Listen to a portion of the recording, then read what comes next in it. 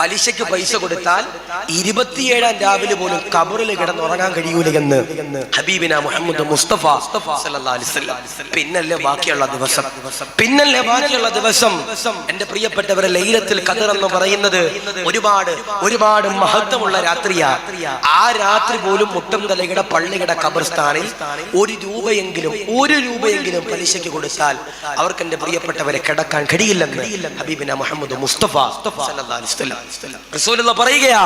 ആദരവാകുന്ന പ്രവാചകനാകുന്ന നബി തങ്ങൾ അതാ പറയുകയാ, ആരെങ്കിലും ഒരാൾ പലിശയ്ക്ക് കൊടുത്താൽ മദീനത്തെ പള്ളിയിൽ നിന്നുകൊണ്ട് റസൂലുള്ളാഹി എന്ന പ്രിയമുള്ളവരെ പറയുകയാ, ആരെങ്കിലും ഒരാൾ 1 ദിർഹമുണ്ടല്ലോ പലിശയ്ക്ക് കൊടുത്താൽ 1000 പെണ്ണുങ്ങളെ വ്യഭിചരിച്ചവനാ, 1000 പെണ്ണുങ്ങളെ വ്യഭിചരിച്ചവനാ. റസൂലുള്ളാഹി പറയുന്നു, 1 ദിർഹമെങ്ങാനും പലിശയ്ക്ക് കൊടുത്താൽ അവൻ 1000 പെണ്ണുങ്ങളെ വ്യഭിചരിച്ചവനാണെന്ന് ഹബീബിന മുഹമ്മദ് മുസ്തഫ സല്ലല്ലാഹു അലൈഹി വസല്ലം. അല്ലാഹു കാത്തിരക്ഷിക്കട്ടെ, അല്ലാഹു ഈമാൻ നൽകട്ടെ. അതാ പറയണേ, 27-ാം രാവിലെ പോലും ലൈലത്തുൽ ഖദർ മലക്കുകൾ ഇറങ്ങുന്ന, ലൈലത്തുൽ ഖദറുമായി ഇറങ്ങുന്ന ദിവസം പോലും പലിശയ്ക്ക് പൈസ കൊടുത്തവനെ, പലിശയ്ക്ക് സാക്ഷി തന്നവനെ, നിനക്കൊരിക്കലും 27-ാം രാവിലെ പോലും ഖബറിൽ സന്തോഷത്തോടു കൂടി കിടക്കാൻ കഴിയില്ലെന്ന് ഹബീബിന മുഹമ്മദ് മുസ്തഫ സല്ലല്ലാഹു അലൈഹി വസല്ലം. ഒരു വേദനിപ്പിക്കുന്ന ചരിത്രമുണ്ട്. ഏതാ? ബഹുമാനപ്പെട്ട ഇബ്നു ഹജർ തങ്ങളുടെ ചരിത്രം അതാ പഠിക്കേണ്ടതാ. ആരാ ഇബ്നു ഹജർ തങ്ങള്? വലിയ പണ്ഡിതനാ, വലിയ ആബിദാ, വലിയ സൂഫിയാ.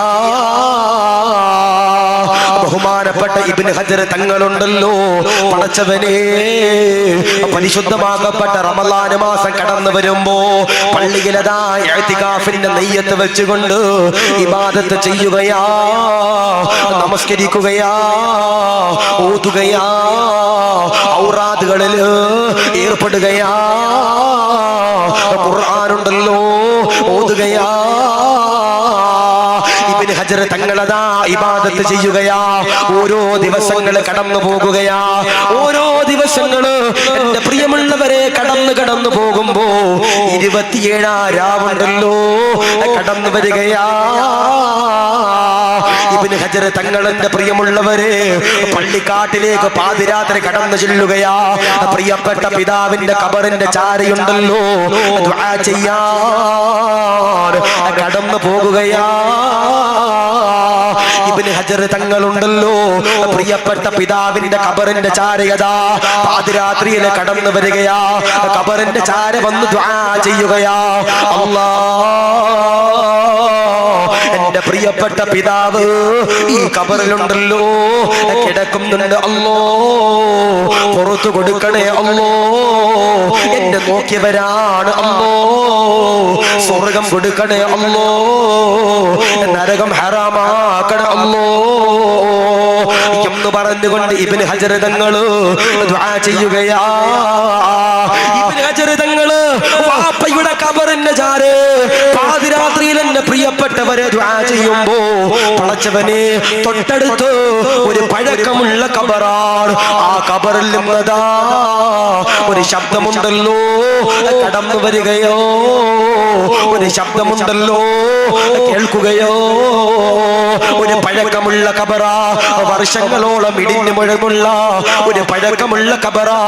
ഇബ്നു ഹജർ തങ്ങളതോ ഖബറിന്റെ ചാരത്തേക്ക് കടന്നു വരികയാ. ഖബറിന്റെ ചാരയുണ്ടല്ലോ, ഇബ്നു ഹജർ തങ്ങളതാ കടന്നു ചെല്ലുമ്പോ ഖബറിന്റെ അകത്ത് ഒരാളുണ്ടല്ലോ വേദന എടുത്തുകൊണ്ട് കരയുകയാ. എന്നെയൊന്ന് രക്ഷപ്പെടുത്തുമോ, എന്നെയൊന്ന് സഹായിക്കുമോ? ഖബറിലതോ വല്ലാത്ത അദാബോ. ഇബ്നു ഹജർ തങ്ങളതാ പേടിക്കുകയാ. ഇബ്നു ഹജർ തങ്ങൾ ഭയപ്പെടുകയോ, ഇബ്നു ഹജർ തങ്ങൾ എന്റെ പ്രിയപ്പെട്ടവരെ പൊട്ടിക്കരയുകയോ, പേടിച്ചുകൊണ്ട് വിറങ്ങലിക്കുകയാ. പള്ളിയിലേക്ക് കടന്നു ചെല്ലുകയാ. അവിടെ കരഞ്ഞുകൊണ്ട് ദുആ ചെയ്യുകയാ.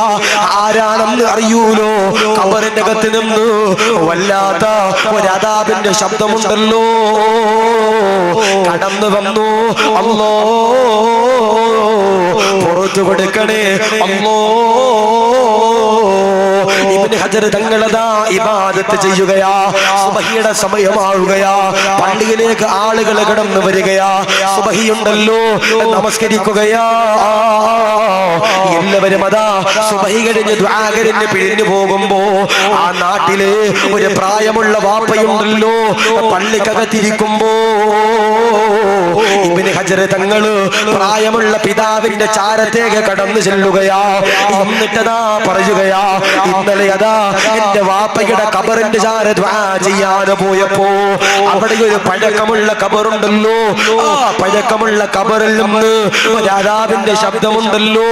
കേട്ടു വാപ്പാ, ആ ഖബറിന്റെ ഉടമസ്ഥനെ എനിക്കൊന്ന് പറഞ്ഞു തരുമോ? വാപ്പയുടെ കൈ പിടിക്കുകയാ. ഖബറിന്റെ ചാര കൊണ്ടു ചെല്ലുകയാ. പഴക്കമുള്ള ഖബറോ, ഇടുക്കമുള്ള ഖബറോ, ഇടുക്കമുള്ള ഖബറോ, തീജ്വാലയുള്ള ഖബറോ, അദാബുള്ള ഖബറോ, വാപ്പയുടെ കൈ പിടിച്ചുകൊണ്ട് ആ ഖബറിന്റെ ചാരത്തേക്ക് കൊണ്ടു ചെല്ലുമ്പോ മഅദല്ലാഹ് സുബ്ഹാനല്ലാഹ്,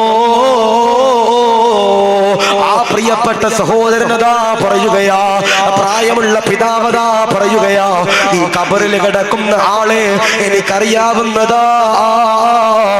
ആബിദോ, തഖ്വയുള്ളവനോ, ഇഖ്ലാസുള്ളവനോ, അദബുള്ളവനോ, സ്നേഹമുള്ളവനോ, നിസ്കാരമുള്ളവനോ, നോമ്പുള്ളവനോ, സദഖ കൊടുക്കുന്നവനോ, പള്ളിക്ക് വേണ്ടി പൈസ കൊടുക്കുന്നവനാ. ഇവന്റെ ഖബറിൽ നിന്ന് ഒരദാബുണ്ടല്ലോ സംഭവിക്കുന്നത് എനിക്കറിയൂല. ഇബ്നു ഹജർ തങ്ങൾ പറയുകയാ, ഞാൻ കള്ളമല്ല പറയുന്നത്, ഞാൻ കള്ളമല്ല പറയുന്നത്.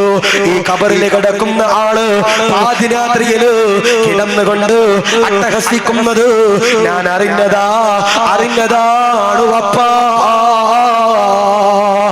പ്രിയപ്പെട്ട പിതാവിനോട് ഒന്ന് ആലോചിച്ചു നോക്കാൻ പറയുമ്പോ ആ പ്രിയപ്പെട്ട പിതാവുണ്ടല്ലോ ആലോചിച്ചു നോക്കുകയാ, മണിക്കൂറുകളോളം ആലോചിക്കുകയാ. എന്നിട്ടതാ ഇബ്നു ഹജർ തങ്ങളോട് പറയുകയാ, തങ്ങളെ ഇദ്ദേഹമുണ്ടല്ലോ ജീവിതത്തില് ഒരദാബുണ്ടല്ലോ ചെയ്തവനാ, ഒരു തിന്മയുണ്ടല്ലോ ചെയ്തവനാ. ഇബ്നു ഹജർ തങ്ങൾ ചോദിക്കുകയാ, എന്ത് തിന്മയാണ് ചെയ്തത്, എന്ത് അദാബാണ് ചെയ്തത്, എന്ത് ഹറാമാണ് ചെയ്തത്, എന്ത് സബൂൽ മൂബിക്കാത്താണ് ചെയ്തത്. ആ സമയത്തുണ്ടല്ലോ വാപ്പയതാ കരയുകയാ. ഈ ഖബറിൽ കിടക്കുന്ന വാപ്പാക്ക് ബിസിനസ് ആണല്ലോ, കച്ചവടമാണല്ലോ, ചെറിയൊരു കച്ചവടമാണല്ലോ. ഒരു ദിവസം അതാ കച്ചവടം കഴിഞ്ഞിട്ട് വീട്ടിലേക്കതോ ഈ ഖബറാളിയുണ്ടല്ലോ കടന്നു വരികയാ. പ്രിയപ്പെട്ട ഭാര്യയോട് പറയുകയാ, നമ്മക്കതാ കച്ചവടമൊന്ന് വിപുലീകരിക്കണമല്ലോ, നമ്മക്കതാ ബിസിനസ് ഒന്ന് വിപുലീകരിക്കണമല്ലോ. ആ സമയത്ത് ഭാര്യതോ പറയുകയാ, കച്ചവടമതോ വിപുലീകരിച്ചു കഴിഞ്ഞാൽ നമ്മുടെ ജീവിതമതോ സന്തോഷത്തിലോ റാഹത്തിലോ അനുഗ്രഹത്തിലോ. ആ സമയത്ത് ഭർത്താവ് പറയുകയാ, അതിനുള്ള സമ്പത്തില്ല, അതിനുള്ള പൈസയില്ല, അതിനുള്ള വരുമാനമില്ലോ. ആ സമയത്ത് ഭാര്യതാ പറഞ്ഞു കൊടുക്കുകയോ, ഭർത്താവേ പലിശയ്ക്ക് പണമെടുക്കുക.